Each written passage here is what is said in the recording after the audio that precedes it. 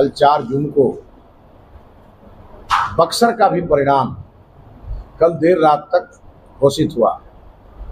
चूंकि मैं बक्सर भारतीय जनता पार्टी और एनडीए के कैंडिडेट होने के नाते मेरी पूरी नज़र कल के मतगणना पर भी थी, तो मेरा पहला रिएक्शन ये है कि लगभग 4,08,000 से भी अधिक वोट मुझे इस चुनाव में बक्सर की महान जनता ने मुझे दिया है। बक्सर की महान जनता ने देश के माननीय प्रधानमंत्री आदरणीय नरेंद्र मोदी जी पर विश्वास किया है, भारतीय जनता पार्टी एनडीए पर विश्वास किया है, और जो 2 महीने तक यहाँ मैंने सघन चुनाव प्रचार किए, मैंने जनता से वायदे किए और जनता के बीच रहकर काम करने का मैंने जो संकल्प लिया था, बक्सर की महान जनता ने 4,08,000 से भी ज़्यादा वोट दे करके मुझे अपना ऋणी बनाया है।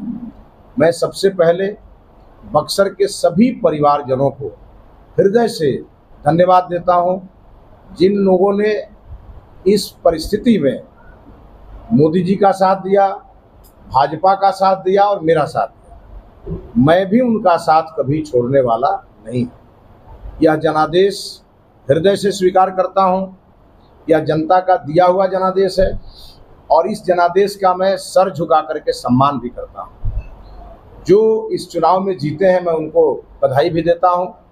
यहाँ से सुधाकर सिंह जी जो इंडी गठबंधन के उम्मीदवार के रूप में जीते हैं, उनको मैं हृदय से बधाई देता हूं। चुनाव में हार जीत होती रहती है, हार को भी स्वीकार करना चाहिए और जीत पे इतराना भी नहीं चाहिए। ये मैंने दीनदयाल जी से सीखा है, मैंने अटल बिहारी वाजपेयी जी से सीखा है और मैंने मोदी जी से और भारतीय जनता पार्टी से मैंने सीखा है। और इसलिए तनिक भी मन के अंदर न कोई उदासी है, न मन के अंदर कोई घबराहट है और न मन के अंदर कोई थकान है।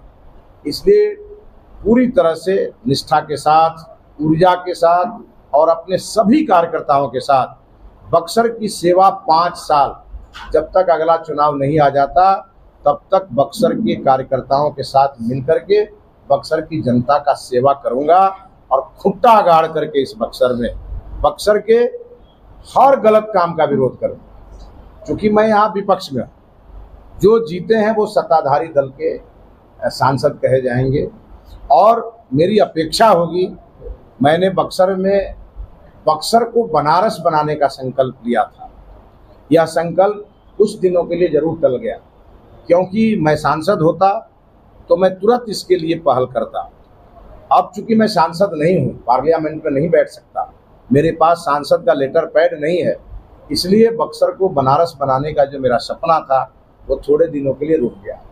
लेकिन बक्सर को लंदन बनाने वाले लोग, बक्सर को अमेरिका बनाने वाले लोग, जो राष्ट्रीय जनता दल के उम्मीदवार ने अपने चुनाव में ये वायदा किया है कि वो बक्सर को अमेरिका और लंदन बनाएंगे, मैं इंतजार करूंगा कि वो बक्सर को अमेरिका और लंदन जैसी बक्सर बना करके दें। यदि उन्होंने बक्सर को लंदन और अमेरिका बनाया तो अगले चुनाव में मैं उनका भी समर्थन करूंगा। इसीलिए मैं हर हाल में चाहता हूं कि बक्सर का विकास हो, बक्सर में अमन शांति और चैन रहे और बक्सर आगे बढ़े, क्योंकि बक्सर एक सामान्य लोकसभा नहीं है। बक्सर देवी देवताओं की पुण्य भूमि है, ऋषि महर्षियों की तपस्या स्थली है, प्रभु श्री राम की ज्ञान स्थली है और हमारे महान तपस्वी विश्वामित्र जी की तपोस्थली है। और 52 भगवान ने इस धरती में अवतार लेकर के इस धरती को अवतारी भूमि एक तरह से घोषित किया है। इसलिए मैंने अपने जितने मेरे संकल्प थे उन सभी संकल्पों को जनता के सामने रखा था। मुझे इस बात के लिए मलाल रहेगा कि जिस समय ये राम वर्ष था और जिस समय यह चुनाव हुआ, ये राम काज के लिए चुनाव था। प्रभु श्री राम ने सिखाया है समाज में कोई भेदभाव नहीं होना चाहिए, और इसीलिए जब वो लंका की लड़ाई लड़ रहे थे तो किसी राजा का उन्होंने सहयोग नहीं लिया, उन्होंने उन वंचितों का सहयोग लेकर के रावण जैसे प्रतापी राजा को हराया था।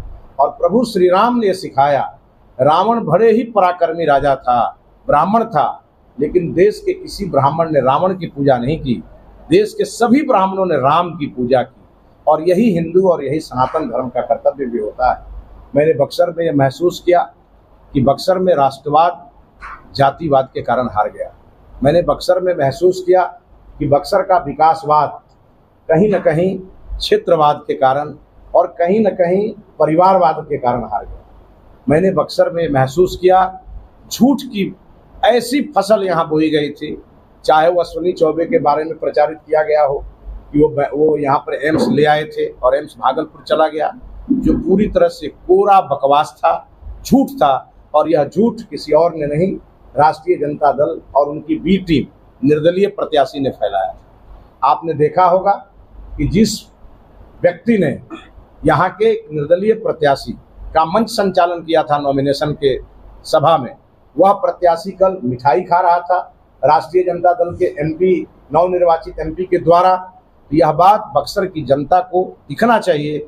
ये वो लोग हैं जो जयचंद बन करके डस रहे थे इस बक्सर को, और बक्सर में लगभग 71 से 80 हज़ार लोगों का वोट जो पड़ना चाहिए था भारतीय जनता पार्टी के पक्ष में, वह वोट यत्र तत्र और सर्वत्र चला गया। और यह बक्सर के इतिहास में ये पहली और आखिरी घटना होनी चाहिए।